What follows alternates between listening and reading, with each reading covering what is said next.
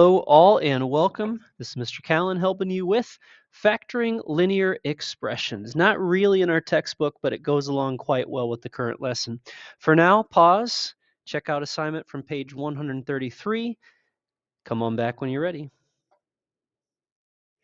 And so, ladies and gents, we're going to take everything we've learned, factoring, simplifying, even distributing. You see, once upon a time we distributed this way. Now we're going to start with an expression, and our goal is to factor it backwards.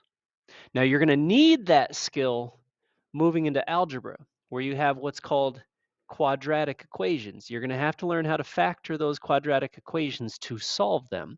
But for today, we're just taking expressions like negative 3w subtract 15, and we're going to pull out the greatest common factor and factor it like so. All right. I do have notes available. It is on the online agenda. If you find today's part of the online agenda, right underneath the worksheet, whatever the date is, whenever you're watching this, click on notes, and you can bring that up and you can complete it with me together. First of all, what's a factor? Remember, factor is just a number times another number. It's a number that divides into another number. And so when we factor in math, we're finding the actual factors of the expression. So now we can use the word factor as a verb, not just a noun. So factoring, we're looking for what was multiplied. It's almost like we are undistributing. So take, for instance, example number 1. We want to know what number multiplied by how many x's, what number multiplied by how many constant terms would give us 6x subtract 10. Now, if you wish, you can always go ahead and multiply, or excuse me, write the prime factorization of each of those terms. Now, when we do that, quickly we see a common factor of 2. And so we ask ourselves, 2 groups of how many x's will give us 6x's? Well, naturally, that would have to be 2 groups of 3x's. Furthermore, 2 groups of how many dollar bills, 2 groups of how many constant terms would give us positive 10, and that would have to be 5. Now, perhaps that came as no surprise to you folks, because look what we have remaining. We have 3 x's and we have 5 remaining. So our goal was to distribute this. Whereas before we would go this way, now we want to go this way. All right, let's keep on going. What about negative 4x? Well, first of all, ignore the negatives for a moment. 4 can be expanded out 2 times 2 with an x. 16 is 2 times 8. 8 is composite. So 8 is 2 times 4. 4 is composite. So 4 is 2 times 2. Anytime you need to, you can always come off to the side and do upside down division until you get all the prime factors. Now, in this case, not only do they share 1, 2, but they actually share another 2. 2 times 2, which is 4. Now, 4 groups of 1x, I'll come back to the negatives in a minute. 4 groups of 1x is 4x's, and not surprisingly, 4 groups of 4 is going to be 16. Now, couple different ways you could do this, little disappearing ink here.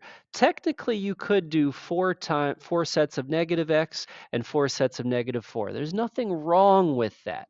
But since you're getting ready for algebra next year, my suggestion would always be, if you can pull out a negative so that the leading term is not negative, then please do so. So not only can I pull out the negative there, check this out. The opposite of positive x's are negative x's, and the opposite of positive 4's would be negative. And so I'm going to go ahead and I'm going to say our final answer is going to be negative 4 times parentheses times the quantity 1x plus 4. Yes, you are welcome to write that as a negative 4 times x plus 4. You don't need the 1 if you don't want to. Pause if you need to go back, rewind. Let's continue on with some more examples. What number could we pull out of both 2x and 8? Not surprisingly, you can pull a 2 out. Now, 2 times 1x, 2 sets of 1x would give you 2x, and 2 times negative 4, 2 groups of negative 4 would give you, I tell you what, I'm even going to write that. would give you -8. If you would prefer, you don't have to write the 1, and you're welcome to write subtraction. A student with strong skills will write one of those. A student with the strongest skills could represent it in both ways. Now for number 4, I'm going to make a mistake. I'm going to do it on purpose. I'm not making a mistake. I'm just going to say, hey, look, they're both even, so let's pull a 2 out. And 2 times 8 x's would give us 16 x's, and 2 groups of 12 would give us 24. However, ladies and gents, can I point out, please, that we could have pulled something else out, forget that, from both 8x and 12. And in this case, we could have pulled out another 2. See, because 2 times 4x's would have been 8x, and 2 times 6 would have been 12. Oh, there we go again, Mr. Callan. Because not only can we do that, we could have pulled another additional 2 out of 4x's and 6. See, because 2 groups of 2x's is 4x, and 2 groups of 3 is 6. Now, I don't think you'll be surprised if I then multiply these out. 2 times 2 is 4 times 2 is 8, and some of you might have spotted that right away. You could have said, hey, Mr. Callan, greatest common factor of 16 and 24, we could have started off with 8 right off the bat. Now your goal is always to continue factoring until there is no common factor inside the parentheses except for 1, and naturally pulling a common factor of 1 out will not change your answer. So if you ever want to know, go back and say, could I have pulled anything out of 1x and 4? Nope. Could I have pulled anything out of 8x and 12? Oh, sure, I could have pulled out another 2 or even a 4. So you can always check what's inside your parentheses to say, is there any additional factor that I could have pulled out? All right. Let's pause for a second and do something that's a little more visual, shall we? Now here, a rectangle has an area of 4x plus 6. I'm going to go ahead and write that, 4x plus 6. Maybe I'll use some different colors here. I'll use 4x and then a positive 6. Now, it says the width is 2. Question is asking, what is the length? If the width is 2, allow me, ladies and gents, to split this up into 2 parts. And I guess we could have done the same thing here. In other words, 2 sets of what will give us 4 x's? Well, it's going to come as no surprise that would have to be 2 sets of 2 x's. Here would be a 2x, here would be a 2x. 2 sets of 2 x's gives us 4x. Now we ask, 2 sets of what gives us 6? And in this case, it's got to be 3. After all, that would be a 3, and that would be a 3, and 2 groups of 3 would be 6. So essentially what we're doing, ladies and gents, is we're taking the area of a rectangle and we're factoring out to its length times its width, or its width times its length. I'm not sure that really matters. In this case, we recognize the width to be 2, and we found the length to be 2x plus 3. So the question, what is the length? We're going to write the length is 2x plus 3. Doesn't say inches, doesn't say yards, doesn't say feet. So let's go ahead and write, let's go ahead and write units. And let's do a similar problem now, where we find a rectangle has an area of 9x subtract 12. I'm going to go ahead, I'm going to write 9x and a subtract, or with your permission, I'm going to change subtract into adding the opposite.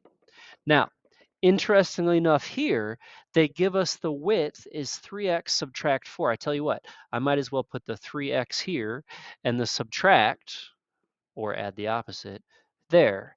Question is being asked, what is the length? In other words, how many groups of 3x would make 9x? How many groups of -4 would make -12? And naturally, it would have to be 3.